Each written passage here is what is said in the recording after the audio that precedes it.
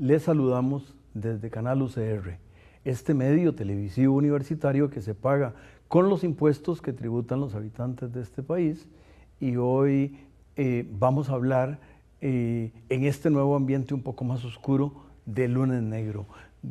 Para hacerlo tenemos de nuevo el placer de tener a dos amigos de este programa y espero que amigos de algunos de ustedes, a don José Rafael Brenes de la Bolsa, el gerente de la Bolsa Nacional de Valores, y don José Luis Arce de temas de regulación en el pasado reciente y siempre un analista de las circunstancias macroeconómicas. Regresamos.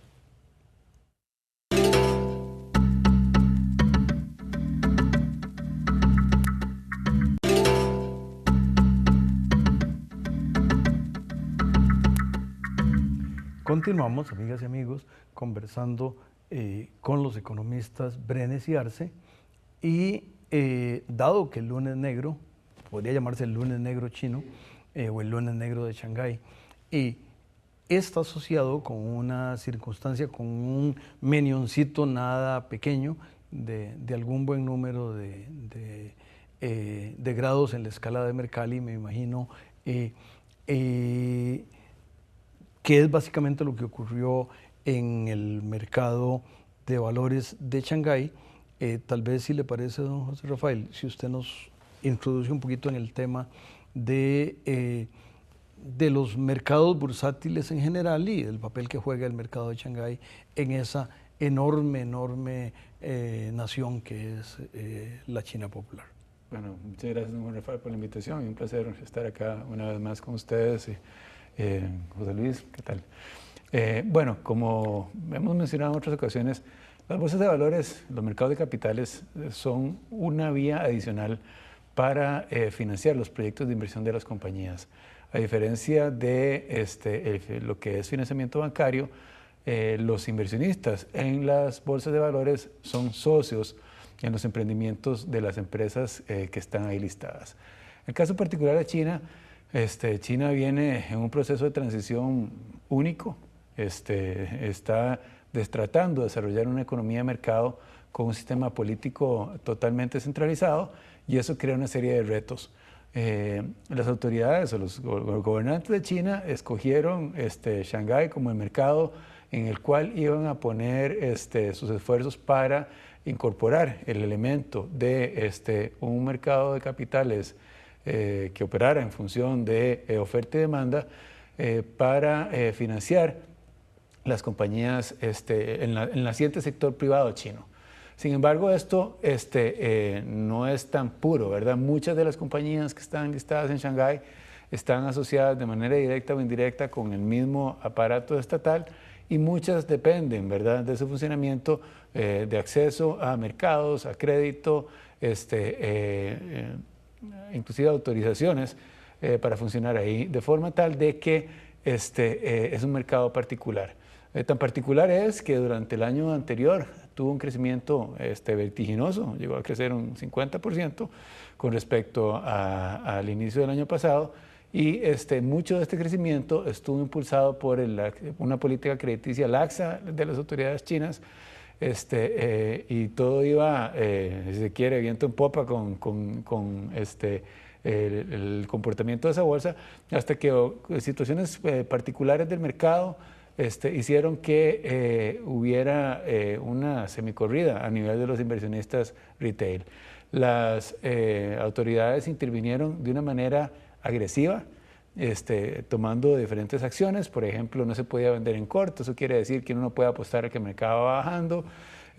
Limitó, varias veces cerraron el mercado por volatilidad de los índices, cortaron el crédito para tomar posiciones, o sea, hicieron todo. Es más, tenían de hecho una serie de compañías asociadas al gobierno, fondos de pensión, que se dedicaron a comprar acciones tratando de tener la corrida. Ya cuando el polvo se asentó, lo que había pasado es que el nivel de la bolsa estaba muy similar hacia antes de que empezara la apreciación del índice. En realidad no hubo una caída, si uno se pone a ver con respecto a un año, hubo una caída con respecto al mayor pico que se dio en el transcurso de esos meses. se gastaron 200.000 millones de dólares en el ejercicio de intervención, y claramente demostró que todavía las autoridades, perdón, que demostró que las autoridades no tienen tanta confianza en el funcionamiento de los mercados, ¿verdad? Y ese tal vez fue el mensaje que más inquietó a la comunidad internacional. ¿Por qué? Porque refleja un problema que va más allá de lo que es propiamente la operatoria del mercado de valores y que pone en tela de duda la robustez del crecimiento de la economía china. China sigue creciendo impresionantemente, ¿verdad? Estábamos acostumbrados al crecimiento del 10, después del 7, ahora dicen que el nuevo normal van de alrededor del 6, 6,3%. Nos lo desearíamos en Costa Rica. Cualquiera de estas economías, ¿verdad? El tema es que la economía china sí tiene todavía mucho que dar y ha venido teniendo, si se quiere, un poco la responsabilidad de jalar la demanda mundial. Y por eso es que si China, si el ritmo de crecimiento de China se desacelera, hay mucha preocupación en el resto de los mercados del mundo sobre el impacto que eso puede tener sobre las compañías del primer mundo. Recordemos que China es la segunda economía del mundo, muy cerca de Estados Unidos, son más o menos el 15% cada una de esas dos economías. Claramente una economía de 15% creciendo del 7%, 8% es mucho más que la economía de Estados Unidos, que aun cuando está empezando a repuntar, estuvo durante mucho tiempo creciendo cercano al 2%. Don José Luis, si yo pronosticaría o haría la adivinanza, más bien no es un pronóstico, de que cuando usted nació, Mao Zedong reinaba entre comillas, en Beijing, de manera que a usted le ha tocado en el lapso de su vida ver esa transformación de un país que, como decía don Otilio Ulat, en paz descanse, y en un periodo diferente y atinente a otro contexto, no le vendan, no le compren, no le saluden. Bueno, China, cuando usted nació, ni le vendía, ni le compraba, ni la saludaba, y ahora es muy distinta. Tal vez no quisiera hacer un poquito de recuento de cómo se ha dado en el lapso de su joven vida ese fenómeno. Muchas gracias. Pues efectivamente, digamos, el proceso de apertura china es un proceso muy interesante que ya lleva varias décadas, pero que todavía es un proceso inacabado, ¿no? China pasa, digamos, de ser una economía muy cerrada, no solo en lo político, sino también en lo económico, a un proceso de apertura, digamos, controlada, con un sistema político, digamos, todavía muy centralizado, como planteaba José Rafael, pero tratando de avanzar, digamos, en temas, por ejemplo, de producción y de tratar de adaptar, digamos, a su realidad política ciertos componentes de las economías de mercado. China empieza con un proceso muy agresivo de crecimiento basado en las exportaciones, que de hecho ese es el proceso que ha dominado en las últimas décadas. De hecho, todo lo vemos en todo el mundo, ¿verdad? Los productos chinos han inundado en ciertos segmentos, en particular los mercados. Las empresas, por ejemplo, terciarizan o hacen sus manufacturas, muchas empresas internacionales en China, ¿verdad? Y ese proceso permitió que China creciera muy rápidamente, junto con una muy fuerte inversión en infraestructura, ¿verdad? Pública, y también infraestructura del sector privado, digamos, incipiente chino. El gran reto, digamos, chino, digamos, de los últimos años, y yo creo que es parte también de donde ha habido nerviosismo a nivel internacional, es China ha estado avanzando o transitando hacia lo que ellos mismos han llamado el famoso rebalanceo. El rebalanceo es básicamente tratar de orientarse de una economía que crece por el impulso externo solamente y por la inversión pública, ¿verdad? A uno en donde sea la demanda interna, en particular los consumidores, que en las economías normales son los que tienen, digamos, la mayor parte del gasto, ¿verdad? Sean los que empiecen a jalar la economía china. Pero ese proceso es un proceso lento, ¿verdad? Los consumidores chinos todavía son en promedio relativamente pobres, ¿verdad? Tiene muchas tensiones de naturaleza política también, porque conforme el consumidor chino empieza a tener acceso a ciertos tipos de bienes y servicios, también va a empezar a preguntarse por qué no tiene libertades políticas o por qué no tiene ciertos elementos que son comunes, digamos, a otras sociedades, y es inevitable, digamos, esa comparación, y eso crea mucha tensión política, ¿verdad?, al interior de China, que se añade a los temas económicos que están detrás de ese proceso. Temas económicos que no son simples, digamos, la estabilidad del sistema financiero chino, en particular del sistema bancario, problemas fiscales no a nivel de gobierno central, sino a nivel regional, digamos, a nivel de los gobiernos locales, ¿verdad? Y en general algo que le sucede mucho a las economías en desarrollo, o los famosos mercados emergentes que todos vemos, y es que al final los vemos como gigantes, pero a veces son gigantes con pies de barro en ciertos componentes, en donde, digamos, qué sé yo, movimientos de naturaleza financiera, ciertos temores específicos pueden exacerbar ciertas debilidades y provocar, digamos, eventos que se enfocan quizás en esas debilidades, ¿no? Y que empiezan a generar tensión en general a todo ese proceso de crecimiento. China es sin duda un jugador muy importante a nivel mundial, ¿verdad? Pero todavía tiene mucho camino en lo político y en lo económico, digamos, para poder jugar el rol que tienen las economías avanzadas actualmente, ¿no? Ahora, en este hemisferio, me parece que hay un papel diferencial que, para hacer un estereotipo, digamos que Suramérica y Centroamérica, en realidad Suramérica y Australia, por decir algo, juegan un poco. Un cierto papel, y Centroamérica, al contrario, juega otro. No sé si quiere... sí, claro. No, efectivamente, digamos, los países que están sufriendo con más intensidad los coletazos, digamos, del tema chino, son sin duda los productores de materias primas, en particular Sudamérica, Australia y algunas economías africanas. Porque el boom de materias primas que experimentamos en los años anteriores, precios, por ejemplo, que se multiplicaban varias veces, ¿verdad? Básicamente por la demanda china por estas materias primas, ¿verdad? Ese boom que permitió, por ejemplo, que Sudamérica creciera muy rápido, ¿verdad? Que las economías de la región sudamericana recibieran influjos de capital importantes, su producción aumentara fuertemente, ¿verdad? Y fue parte de ese auge que experimentó Sudamérica en los años anteriores. Un crecimiento más lento chino, ¿verdad?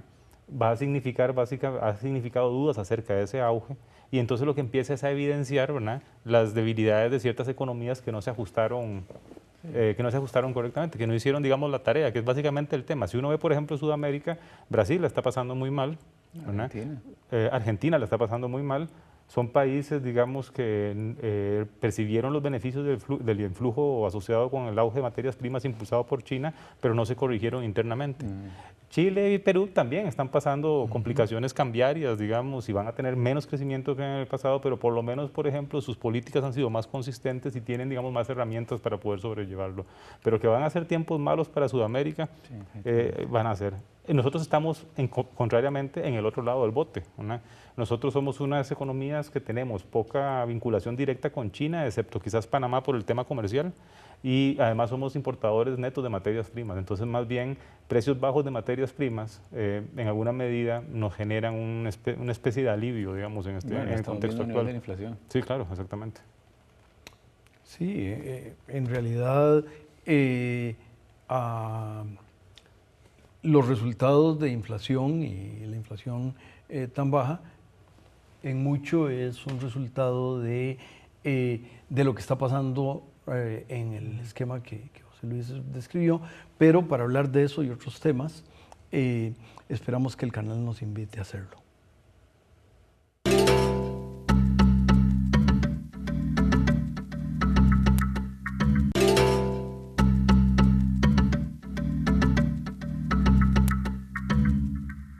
Continuamos, amigas y amigos, y gracias por permanecer con nosotros, o bienvenidos los que apenas van llegando. Como recordarán, estamos conversando sobre los eventos recientes en China con don José Rafael Brenes y don José Luis Arce. Hay un tema que a mí de alguna manera me preocupa, que podría ser un poco el tema de lo que ocurrió en 1998, y habrá amigas y amigos que o no lo recuerdan o estaban demasiado jóvenes en esa época, pero básicamente en esos años el Fondo Monetario Internacional, para caracterizar a un agente, prestó en año y medio las sumas más grandes que en toda su historia había prestado. Y el ministro de Hacienda y el viceministro de Hacienda del gobierno de los Estados Unidos. El viceministro era Larry Summers, que ya había trabajado en el Banco Mundial y que luego va a terminar será en algún momento el rector de Harvard, pero eso era gente que conocía muy bien el asunto y tuvieron que digamos, dedicar mucho de su tiempo a la preocupación. Y entonces un poco, yo no sé a ustedes si les parece que el efecto de China pueda, y los problemas se puedan pasar a los países vecinos. José Rafael. No sé, me pidió José Rafael. Creo que, si bien es cierto, hay ciertas similitudes. En realidad, las economías de Asia han cambiado mucho.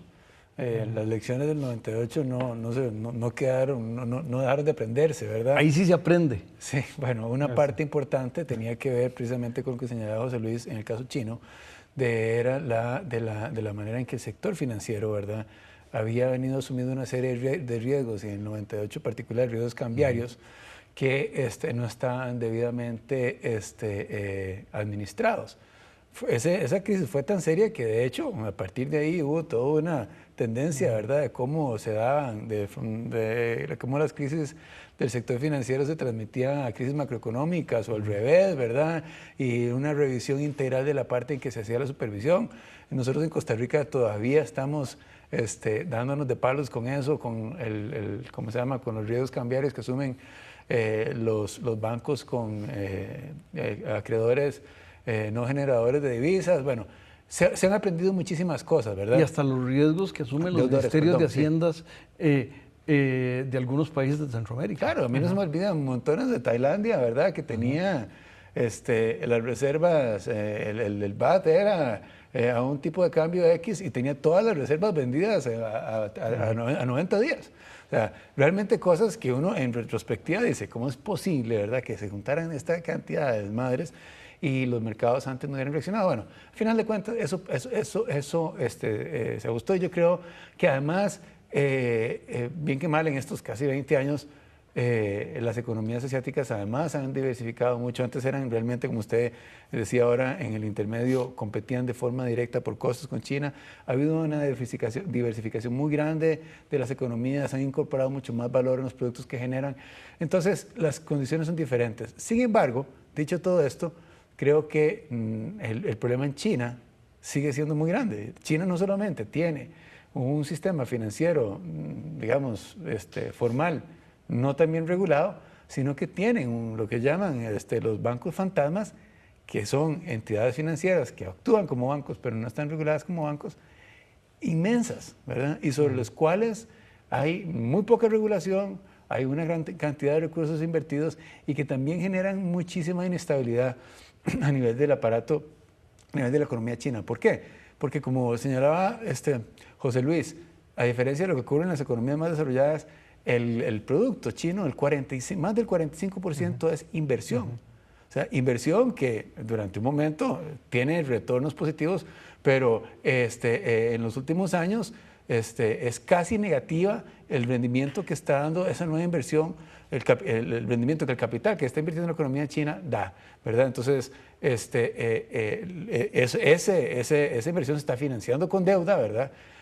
Y se están generando una cantidad importante de riesgos que los chinos harían bien en aprender las lecciones de sus vecinos de hace 20 años, porque claramente hay un factor de inestabilidad, ¿verdad? Entonces, claro, el resto de gente ve eso desde afuera y dice, qué torta, ¿verdad? Efectivamente, podemos estar enfrentando una década, porque la descontinuidad en China no sería cuestión de un par de años, a donde el mundo ya no va a poder depender de China para que los jale, y las economías que están más expuestas, aquellas exportadoras de materia prima, realmente van a tener que hacer un esfuerzo muy grande por reajustarse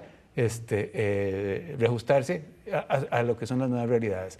Los brasileños, los argentinos, los australianos, bueno, ya se está dando, ¿verdad?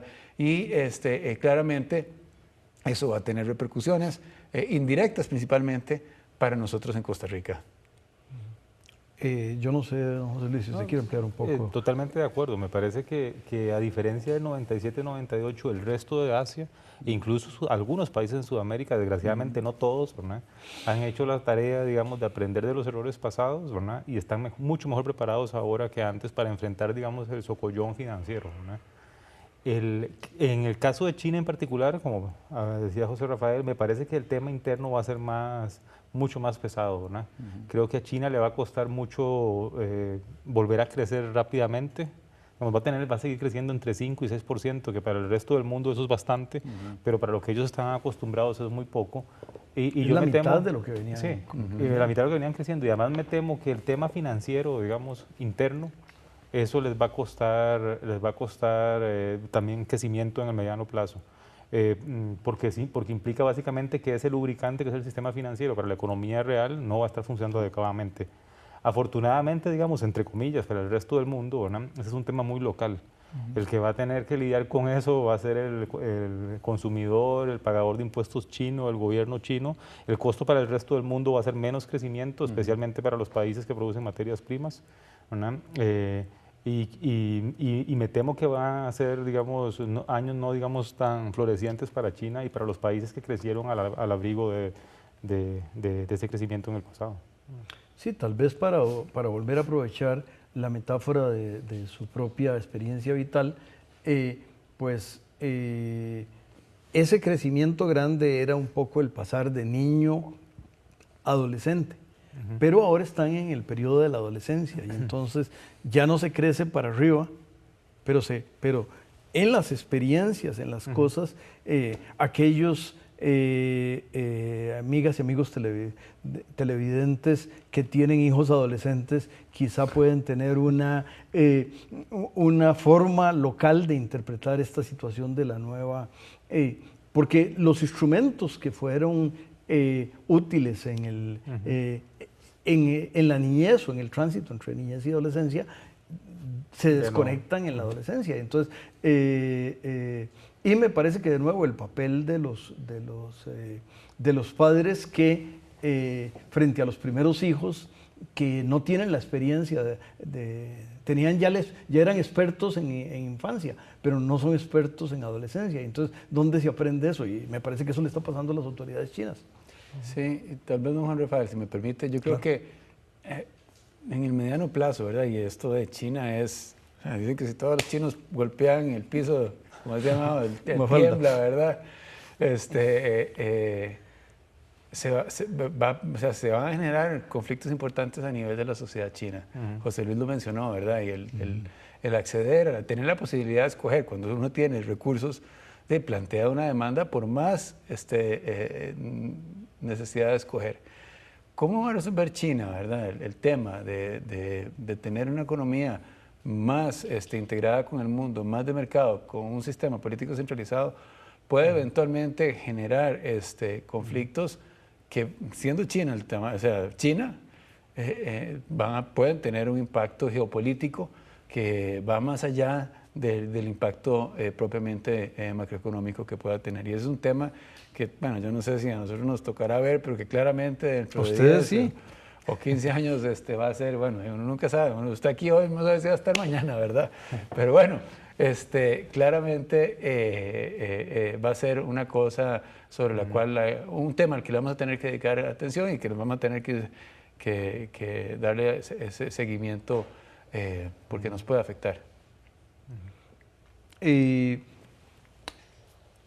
general, aunque tangencialmente, el crecimiento de China fue una buena noticia. Me parece que tuvimos la fortuna de tener un presidente que entendió las nuevas realidades y fue el primer país de la región que estableció relaciones con Pekín y más o menos cuando los demás fueron a tocar la puerta dijeron ya no nos interesa. De manera que ahí hubo un beneficio. Aquí hay un beneficio por el otro lado, que es esta caída de la demanda por materias primas, que de nuevo también por el efecto precio nos favorece. ¿Qué otros comentarios habrían a nivel local de la ballena en la bañera, que es China en la economía mundial?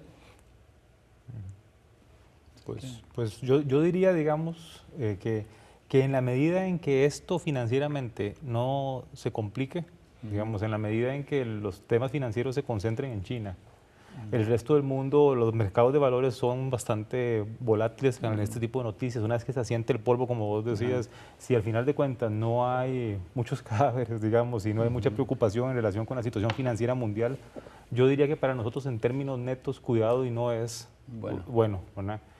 Pero si al final de cuentas hay mucha volatilidad financiera, el impacto más grande yo lo vería por esa vía, porque recuerden que necesitamos mucha plata de afuera, ¿verdad? Porque tenemos un déficit fiscal muy grande y nuestros requerimientos de financiamiento externo son bastante elevados, ¿verdad? Yo diría que por ahí donde vendría principalmente el impacto. Sí, sí, es cierto, muy buen punto. Creo que efectivamente, en la medida en que la situación financiera china genere inestabilidad y ocasiona a nivel de los inversionistas mundiales una aversión al riesgo, las economías emergentes como un todo se van a ver perjudicadas porque nosotros no somos un refugio de valor, ¿verdad? Entonces, en una situación como la que tenemos ahora, donde demandamos todos los años, ¿cuántos miles de millones de dólares están en inversión extranjera directa? O sea, 2.000, 3.000 millones de dólares. Claramente eso comprometería la situación de Costa Rica. Bueno, con esa reflexión invitamos a las amigas y amigos para que en los mismos tiempos y circunstancias en que nos acompañaron esta semana, lo hagan en la próxima y quédense con Canal UCR.